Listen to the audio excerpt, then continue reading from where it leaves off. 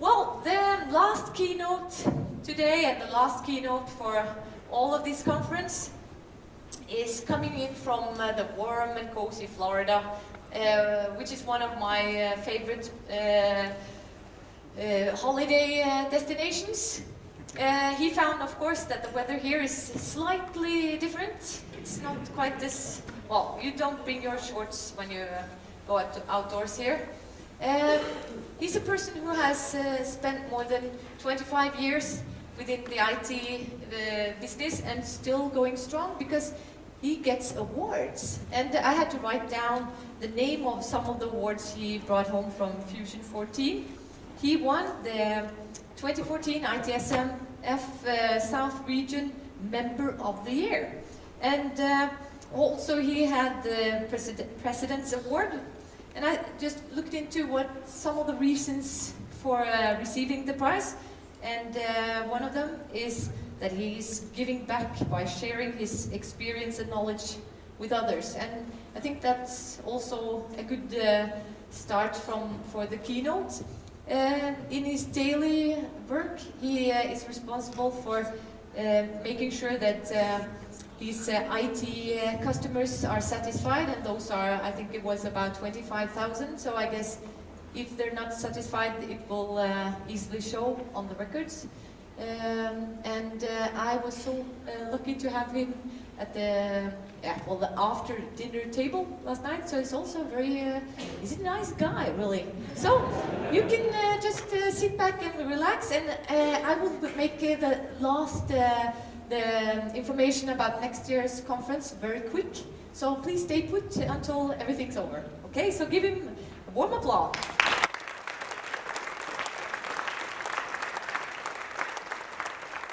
Good afternoon. Good afternoon. Thank you. Now I think you're engaged. Otherwise, I wasn't too sure.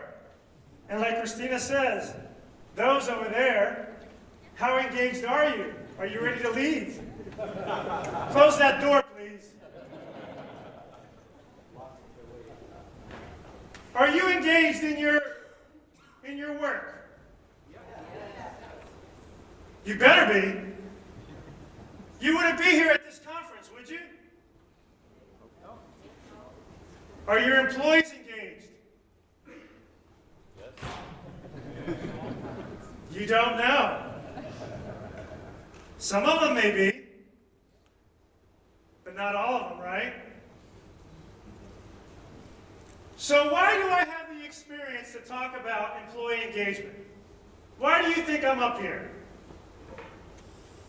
This is why. I have a family of 6 kids, and you can't get them all together for picture time, so there's one of them that wasn't there, Alyssa. But how is growing a family, and they're older now, they're between the ages of 18 and 26. Leading a family, how different is that than leading your team in your organization? It's not too different, is it? So when my kids were growing up, I'm going to talk about motivation. And how would I motivate them? Do I punish them? Do I put them in timeout? Do I yell at them? Sometimes that works. And what about when they went to school? What am I looking at when they go to school? What results am I looking at? That is a question. Their grades. Sort of like metrics. We're measured at the office, and when our kids are going to school, how do I know that they're doing a good job? I'm looking at their grades. Now my kids, they didn't get good grades. So I would try to take things away from them, and I would yell at them. And that didn't help. There's one child that I can yell at, and he reacts, and another one closes up. And same with your team members and employees, right? If you get to know your team members and employees, you know which ones you can push, which ones you can challenge for, which ones you can praise in public, or those that want some private recognition. And of course, if you're telling them that they're doing something wrong, don't do that in public. So we're going to talk about 5 roads: motivation, teamwork, recognition, engagement, and one of the most important ones, appreciation. Road number 1, motivation, the driving force by which humans achieve their goals. There's extrinsic motivation, external motivation. When you mention you yell at your kids to do better. I'm sure when Kevin Keegan was playing, how many times did his coaches yell at him? In the sports world, that's more common.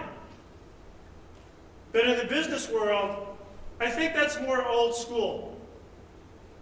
I think intrinsic motivation, internal motivation works better. I know that for myself, that's how I am, internally motivated. I don't really need somebody to push me anymore. I want to be left alone. But I think I work better that way. And I got these definitions, and along your career, besides gathering all this information from this conference, I hope you do a lot of reading. And I got these definitions from this book, Drive, by Daniel Pink. And when I read that book, the light bulb sort of went off and said, oh, now I know my strengths, and now I know why I work well in certain situations. And he talks about autonomy, being able to work on your own. And as you get to know your team, you're going to need to determine who's extrinsic motivated or internally motivated. So what motivates you? Money. They're kroner. Show me the money. We're going to talk about that. I don't agree with that. Anybody else? What motivates you? Croissants? Food?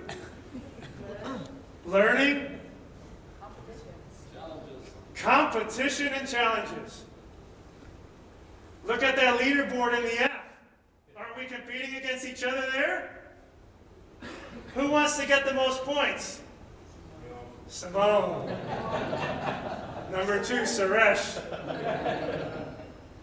So here's some things that motivate individuals: career development, comfort, influence and leadership, recognition, money, popularity, acceptance, teaching others. What motivates me right now is I love to give back. I've learned the hard way through 20 to 25 years. And if I can impart some wisdom on not only my family, but my team members, I think that I'm helping the cause. And there's other ways to motivate you. And we as leaders have to find what motivates us best. But what are you doing to motivate your employees? Because if you're a leader in this room, and you have individuals reporting to you, how are you motivating them? Are you motivating them? How about thank you cards? Who here has written a thank you card to someone that reports to them? Raise your hands, because I know you're not that vocal. Okay. Not too many people. Like 10%? How many here have received a written thank you card from someone?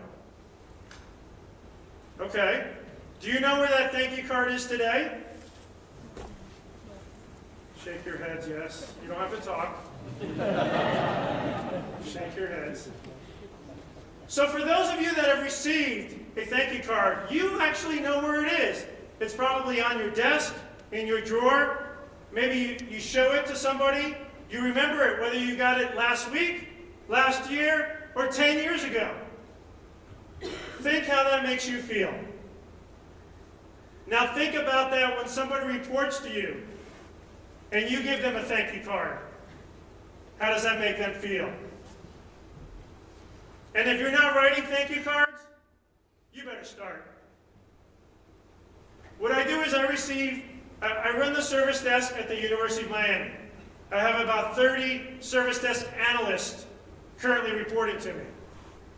And I receive a lot of good feedback from customers. Sometimes I don't.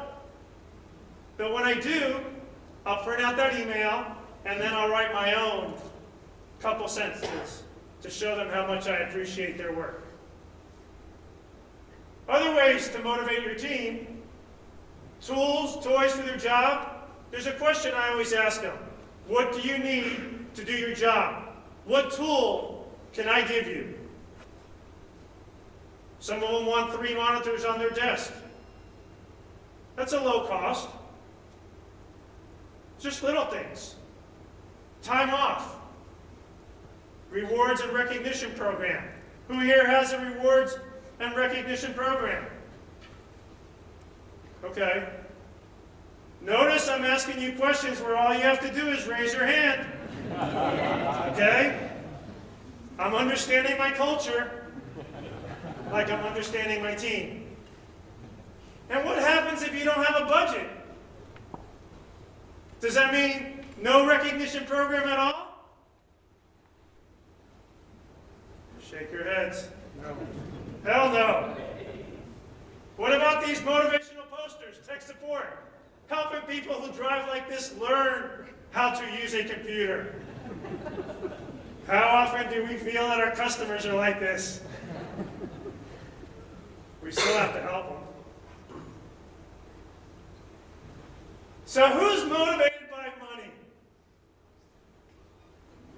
You can raise your hand. You don't have to speak. Nobody's here is motivated by money? Oh, there you go. I found Thorsten? Or you just want me to pick on him?